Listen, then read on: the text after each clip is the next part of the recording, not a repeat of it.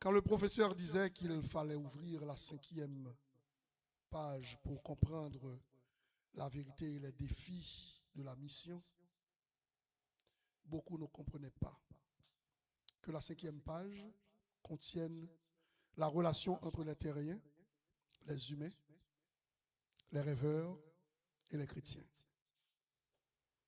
La différence est énorme, mais proche. Proche, car souvent on n'arrive pas à décortiquer le verbe entre le terrien, l'humain, le rêveur et le chrétien. À quelques groupes que nous appartenons, nous faisons partie du plus solide. Maintenant la question pour vous, à quel groupe appartenez-vous? Dans les prophéties antérieurement annoncées, nul n'a osé parler des 4 réalités humaines à la fois volatiles et persistantes. Ces 4 réalités sont le déplacement, la visite du territoire, les souffrances pour se faire accepter, bataille, famine, tempête et inondation, déluge et sortie de crise. Le 4e point, la reconquête. Dans tous les cas précédents, il y a la volonté. Ce mot peut être attribué à une attitude personnelle ou une manifestation spirituelle. À quel que soit le niveau, la volonté ne dépend pas en réalité de la capacité humaine de faire, mais du travail de Dieu sur terre et des ouvriers qu'il choisit pour les accomplir. Au résumé, nous sommes tous des ouvriers dans le travail du Maître, un travail qui a commencé. Lui-même l'a dit. Qui, contraire à notre volonté, n'a pas de limite. Un travail qui n'a pas d'heure, dont la notion du temps ou de sa mesure ne peut en aucun cas être limitée. Un travail qui, par tous les moyens, finira par apporter une réponse, vue comme l'ultime dans le plan divin. En introduisant ce chapitre de notre vie ministérielle par la volonté de celui qui se nomme Je suis, nous ouvrirons effectivement la 5e page nommée par l'auteur antérieurement précité. Nous rentrons directement dans son plan. En effet, tout commence par la Genèse. La Bible nous dit qu'au commencement, Dieu créa. Selon le verset 1er du livre du commencement, le fait de créer montre que Dieu avait un plan. Il voulait non seulement faire de bonnes et belles choses, mais aussi que celui qui dominera sur sa création ou sur ses créatures soit à son aise, afin de goûter à l'avance la douceur de la vie paradisiaque ou céleste. Frère Maximio, chaque chapitre ou lit dans la vie, il écrit dans le livre Bon Dieu. Dans quel chapitre que vous écoutez? Il y a des gens qui dans le premier chapitre là. Il y a des gens pour eux-mêmes, c'est qu'on y a commencé. Le soleil a fait lever. Il y a l'autre, le soleil a levé longtemps. Mais la boule pour tête. La vie a dû dans meilleur. Ils sont sortis à 5 h du matin. Ils sont rentrés à 11 h du soir. Ils ont couru tout partout. Ils ont fait les 4 coins. Mais ils n'ont pas jamais joué une bout là. Il y a l'autre qui pas sorti, qui pas couru, qui chita là, captain, bon Dieu dit un mot pour eux. Il y a pas même qu'à lever, il y a pas même qu'à marcher. Il y a pas de temps respirer, il y a pas de temps pour penser. La mort est en prend. Tout jeune, tant que petit bébé 7 mois qui sont perdu là. Tout jeune, tant que pile écolier qui sont mourir là dernièrement en Iran.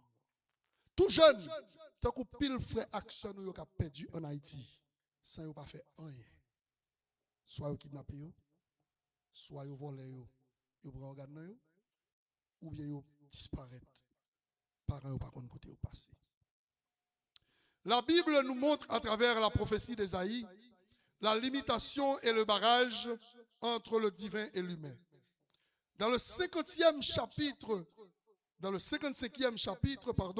les versets 8 et 9, nous lisons: car mes pensées ne sont pas vos pensées et vos voix ne sont pas mes voix, dit l'Éternel.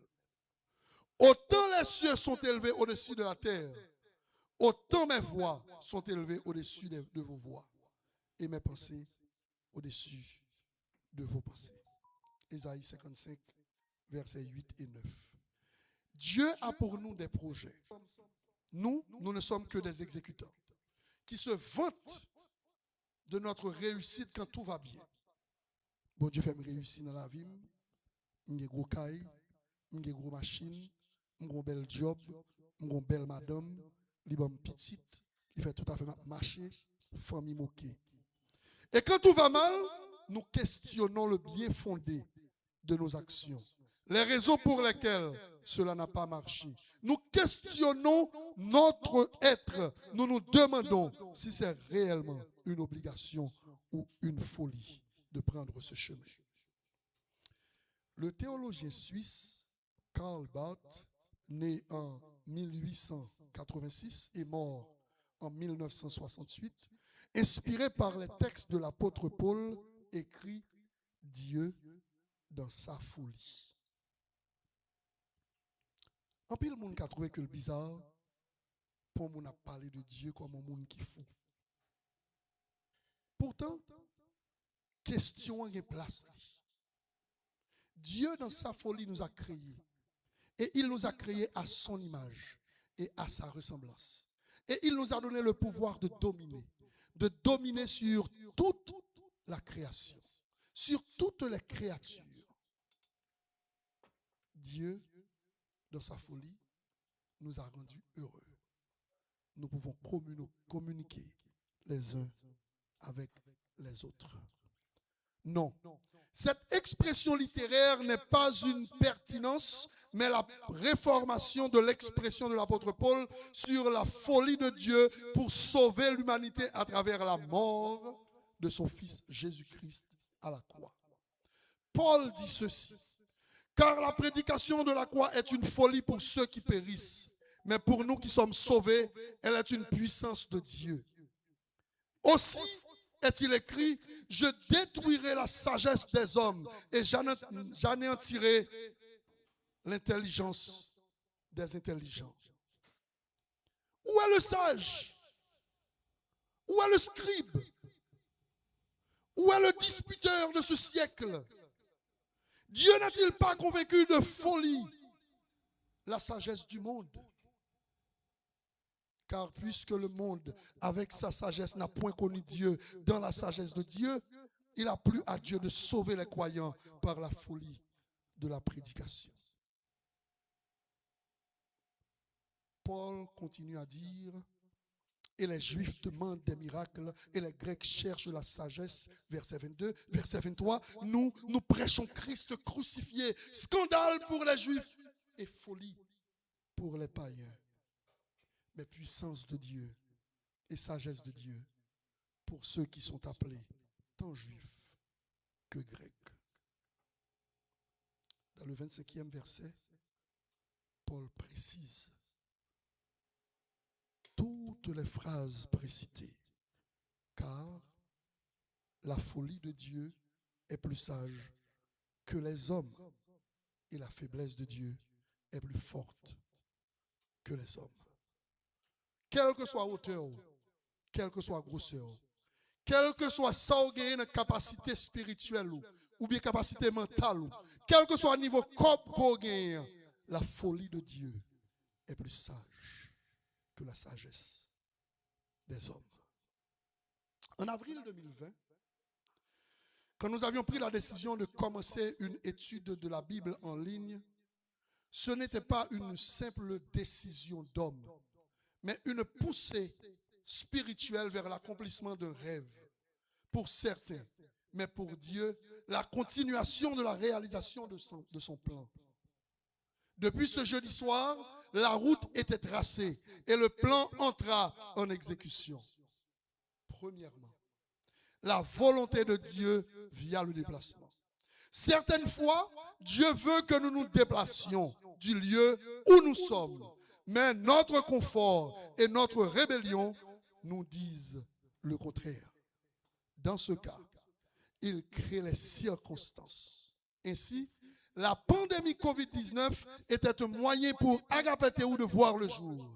Non par notre propre volonté, mais par la volonté de Dieu, car il a créé les circonstances pour que nous soyons réunis à la maison.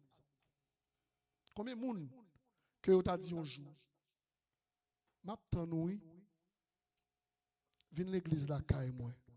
Non, vous avez choisi d'aller dans l'église. En 2020, les pasteurs te dit jamais, bon Dieu va jamais quitter l'église fermée. Pourtant, l'église fermée. Mais l'église qui était fermée, hein, ce n'était pas l'église de Dieu. C'était ce que les hommes pensent et appellent église. L'église de Jésus-Christ, pas jamais fait fermée. Quand il y a une porte fermée, la ouvrir l'autre côté. Et c'est comme ça. En pile communauté fermée, il n'y a pas jamais l'ouvrir encore. Et d'autres communautés l'ouvrir. Ils ouvrent porte et nous fait partie de la communauté ça. Deuxièmement, la visite du territoire. Dieu dit à Abraham, lève-toi, parcours le pays dans sa longueur et dans sa largeur. Car je te le donnerai. Genèse chapitre 13, verset 17. Actuellement, nous sommes en train de parcourir le pays de Béredj jusqu'à 593 qu'on y a à l'avenir, jusqu'à 16, 20 ou 61, 20, 3e avenue. Et maintenant, nous sommes ici au 15, 10. Nous sommes en train de parcourir le pays. Et Dieu l'a dit à Abraham, parcours le pays. Quel que soit quand on va mettre pied là, on va baoul comme héritage. Nous avons l'espérance que Dieu nous donnera notre héritage. Oui, nous resterons fermes dans la foi. La foi. Nous croyons que Dieu nous donnera bientôt notre Canaan. Troisième point, la souffrance. Nous connaissons tous l'expression « il n'y a pas de Canaan sans désert ». Si on réussit dans la ville, il fait tout riche, tout bon, il n'a pas jamais souffrir, joulerait si prend souffrance, il a demandé l'amour. Mais si on prend souffrance depuis le commencement, au fur et à mesure que vous grandissez, vous comprenez qui pour gérer les moments difficiles. La mission de Jésus-Christ a commencé dans le désert. Il a beau souffrir pendant 40 jours. Grand goût, humiliation, tractation et même tentation. Si pour certaines personnes tout va bien, pour nous qui sommes dans le ministère, tout marche comme Dieu le veut. On ne sait si tout va bien et on ne dira jamais tout va mal. Mais tout va comme Dieu le veut. Avant de commencer sa prédication, Jésus-Christ commença par le jeûne dans le désert. Ce moment douloureux que nous connaissons aujourd'hui n'est pas la cause du péché ou d'une erreur. Ce n'est que la traversée du désert qui formera le caractère du ministère ou des ministères Agapéteu. Mes frères et sœurs, en plus de tout cela, Dieu nous donne la garantie qu'il sera toujours avec nous dans les moments difficiles. Revenons à nos moutons. Dans Ésaïe 43, verset 2, il nous fait la promesse. Si tu traverses les eaux, je serai avec toi. Et les fleuves, ils ne te submergeront point. Si tu marches dans le feu, tu ne te brûleras pas. Et la flamme ne t'embrasera pas. Je viens de lire Ésaïe 43, verset 2. 4e et dernier point. Quand Israël était en esclavage, D'aucuns pensèrent que c'était fini, que tout était foutu, qu'il n'y aurait plus d'espoir. Mais Dieu suscita un leader, Moïse. Moïse représente les 4 éléments de la trajectoire. L'appel, le territoire, la souffrance, la reconquête. Depuis 5 ans, Agapéteo International est devenu une figure importante dans l'évangélisation à travers la ville de New York et dans d'autres contrées, tant par son programme de food pantry que par ses services d'adoration et de louange, ou même par sa présence sur les réseaux sociaux. Frère Maximio, pour un pile monde, nous sommes un petit groupe de 10, 15, 20, 30 personnes qui réunissent. Mais aux yeux de Dieu, nous sommes une grande assemblée. Un pile monde pas d'en penser. L'État reconnaît tout. Ici, on va faire un travail qui est bon. Sinon, ou d'abord devant la justice toute la journée. Le bon Dieu met sol sous.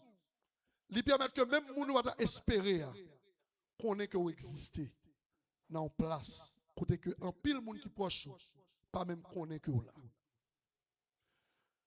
Frère Maximio, le travail que le Seigneur nous a confié n'est pas un jeu.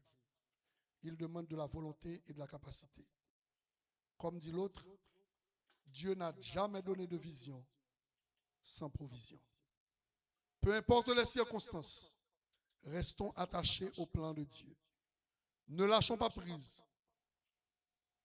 Je termine en disant merci. Merci à tous ceux qui ont supporté le ministère, tant par vos conseils, vos dons et offrandes, vos prières, vos appels et vos sacrifices pour assister au service le dimanche matin.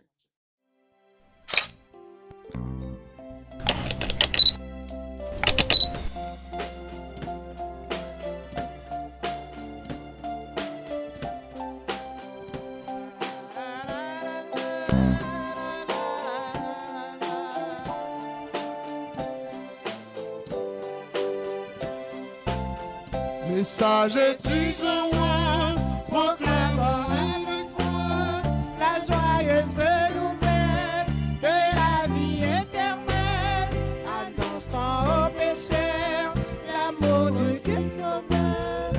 Pour toi la croix du Rédempteur, ambassadeur de Jésus-Christ, Soyons là.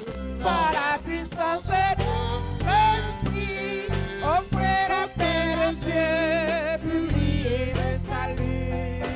Pour moi de rebelle et perdu, vous parlerez pour moi, tel est l'ordre du roi, avec joie et courage, délivrance en message. Pécheurs, repentez-vous, Dieu vous appelle tous, tombez à ses genoux, ambassadeur de Jésus-Christ, par la puissance de l'Esprit, offrez la paix de Dieu, publiez le salut au monde rebelle et perdu. Écoutez notre voix, pécheur, viens à la croix, et là dans la poussière, dis adieu ta misère, Jésus te recevra, le sang de Golgotha, le sang de Christ te lavera, et racheté de Jésus